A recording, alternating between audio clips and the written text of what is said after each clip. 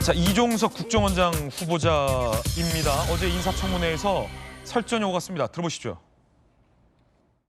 2016년 사드가 막대한 국익 손실을 초래할 우려가 있으므로 사드 배치 결정 철회되어야 한다라고 주장했습니다. 이거 사실입니까? 제가 뭐 그렇게 주장했을 거라고 생각됩니다. 2010년 북한의 천안함 피격에 대해서 우리 사회가 잘못 느끼고 있다. 이렇게 또 말씀하셨어요. 이것도 사실입니까? 기억나지 않습니다. 그러니까 조금 불리한 부분에 대해서는 기억이 나지 않는다. 이런 것들이 쌓이고 쌓인 게 곧 개인에 대한 평가잖아요. 그 평가를 볼 때 우리 정보원장님은 굉장히 친북적이다. 그렇다면 이런 분이 국정원을 이끄는 수장이 되었을 때 우리 국가정보원이 과연 대한민국을 지키는 기관으로 기능을 할지 아니면 북한의 대남 연락사무소 기능을 하는 그런 기관으로 전락할지 걱정하게 된다는 말씀이에요. 말을 쓰면서 좀 적정하게 좀 했으면 좋겠어요. 국정원장 후보자를 대남 연락소장으로 지칭하면서 한나라의 국정원장 후보자를 그런 방식으로 지칭하면 여기 올 필요 없는 것 같아요. 발언 중요해 지금. 아니, 저 목소리를 좀 낮추시고. 발언 중이라고요. 반말하고 그래. 발언 중이라고 했어요. 반말 안 했어요. 이종석 국정원장 후보자의 이른바 대북관이 논란인데요. 절대왕조 국가군주 특성과 현대경제자 CEO의 자질을 겸비하고 있는 게 김정은이다. 이번엔 이 3대 세습과 관련해서도 이렇게 입장을 내서 논란이 일고 있습니다. 북한의 3대 세습 관련해서 북한 특유의 유일 지배 체제가 반영됐다. 김정은은 10년간 위기관리 능력 향상 모습을 보였다라는 답변을 냈습니다. 정말 궁금해서 드리는 질문인데 네. 양태정 변호사님도 반론 준비해 주십시오. 공정하게 기회 드리겠습니다. 저도 이제 북한을 오래 취재해서 네. 고모부를 죽이고 아직도 무수히 많은 북한 주민들을 서슬퍼런 처형대에서 처형하고 악명 높은 이 인권 탄압 국가의 최고 책임자가 김정은인데 이게 어딜 봐서 현대 기업의 CEO의 경영 능력을 겸비했다라는 평가가 나올 수 있을지가 좀 정말 그냥 궁금해서 어떻게 보십니까? 저게 이제 뭐 이야기를 좀 하면 그 탈냉전 시기에 이른바 제도 학자였던 송도율 교수가 북한에 대한 접근법으로 내재적 접근법이라는 말을 많이 했어요. 그러니까 북한 내부의 시선으로 봐야 된다. 그래서 이제 그때 내재적 접근할 때도 이종석 당시 북한학 박사였죠, 정치학 박사였죠. 저 그때부터 제가 같이 그 연구 분야에 있었으니까 그 내재적 접근을 상당히 가까이 하셨던 분 중에 하나고, 그래서 아까 유일 지배 체제라는 단어, 유일 영도 체제라는 단어를 가장 학문적으로 많이 쓰신 분이 이종석 후보자가 그 중에 하나입니다.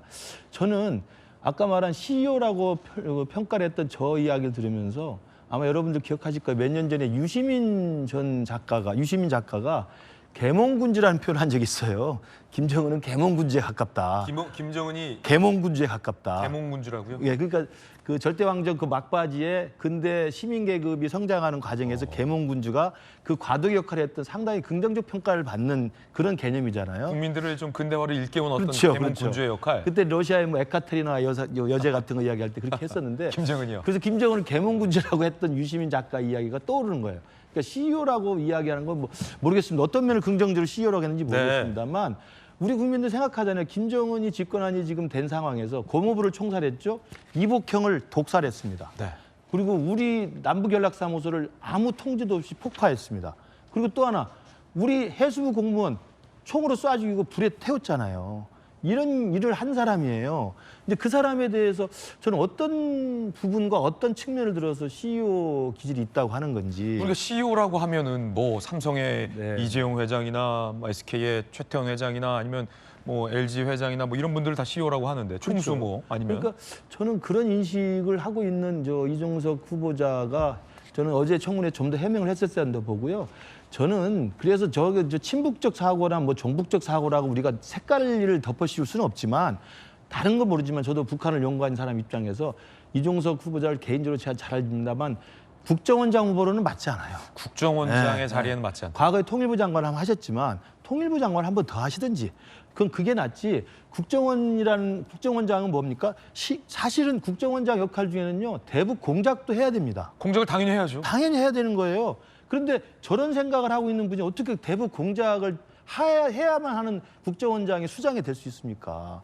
저는 그런 면에서는 적절하지 않다. 그러니까 저분이 무슨 잘못됐거나 문제가 있다고 말하는 것보다 국정원장이라는 후보자에는 적합하지 않다는 거예요. 앞으로 대북 공작을 어떻게 할 겁니까? 대북 첩보는 어떻게 할 겁니까? 대북 그다음에 우리 일종의 이제 블랙 요원들은 어떻게 할 겁니까?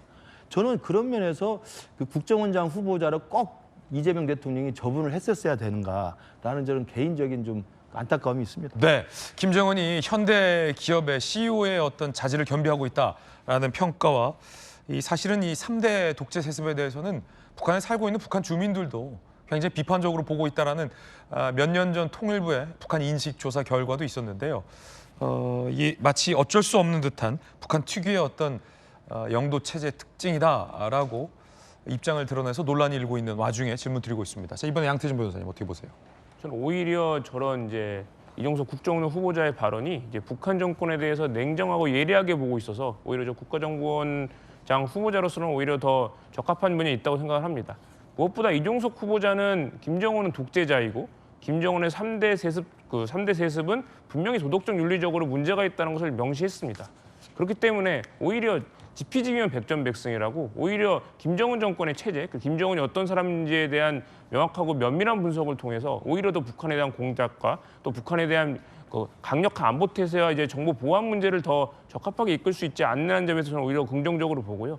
그리고 실제 이제 많은 분들이 이제 이재명 국민주권정부가 들어서기 전에 이제 뭐 친북이다, 뭐 이제 종북이다 이런 거에 대한 프레임으로 우려하시는 분들이 있었지만 실제로 지금 이재명 정부의 지금 이제 안보나 보안은 주로 이제 우리 미국과의 동맹을 가까이 하고 오히려 한일 관계도 더 돈독해졌다는 평가가 있습니다. 어제 이제 한일 수교 60주년 행사가 이제 그 주일 이제 한국 대사관에서 있었는데 실제 거기에 일본 기시다 총리도 오고 전직 총리까지 옴으로써 일본과의 외교나 뭐 오히려 미국과 한미 동맹도 튼튼하게 하고 오히려 북한에 대해서 저런 균형 잡히고 더 예리한 시각으로 저 오히려 안보는 훨씬 더 나아질 거로 생각을 합니다. 네, 양태진 변호사님의 의견도 전해드렸습니다.